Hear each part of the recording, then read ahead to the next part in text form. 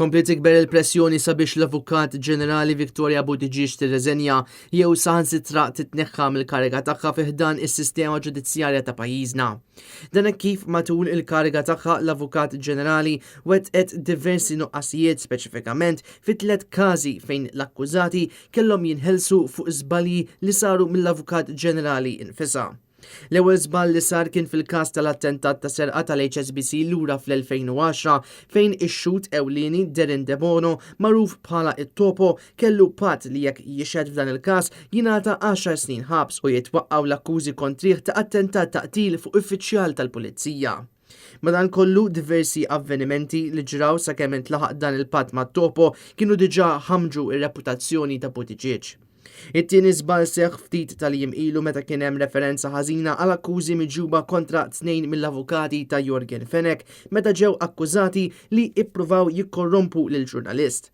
Dan l-iżball wassal lill-qorti biex twaqqa' kull akkuża kontra l-avukati ta' Jorgen Fenech. It-tielet żball kien dwar każ li jikkonċerna l-estradizzjoni ta' raġel involut f'wieħed mill-akbar gruppi mafjużi fl-Italja. Ir-raġel ġie arrestat f'Malta wara li l-Pulizija Taljana ħarġet mandat ta' arrest. Madankollu l-proċeduri twaqqgħu hekk kif il-prosekuzzjoni fallit milli turi id-dokumenti kompluti rigward il-mandat ta' arrest innifsu.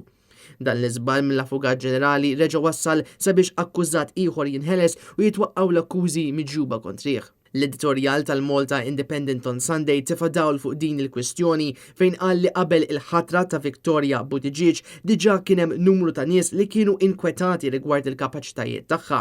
Speċjalment meta ġie żvelat li Buttigieg qatt ma speċjalizzat fil-liġi kriminali u anqas qatt ma kellha każ kriminali qabel ma ħadet il-kariga ta' Avukat Ġenerali.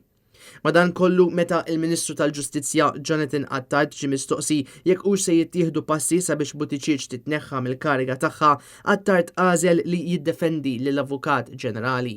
Min-naħa tiegħek se tieħu passi fil-konfront tal-Avukat Ġenerali jew ta' persuni fl-uffiċċju tal-Avukat Ġenerali wara dawn il-każi biex titneħħa mill-irwol tinbidel isir xi ħaġa. Nafu li anke jista' jittieħed vot fil-Parlament fejn tkun tista' mbagħad tinbidel l-Avukat Ġenerali. Però wieħed irid kif diġà qed li jistabilixxi l-fatti x'inhuma biex wieħed ikun jista' jieħu kwalunkwe tip ta' deċiżjoni.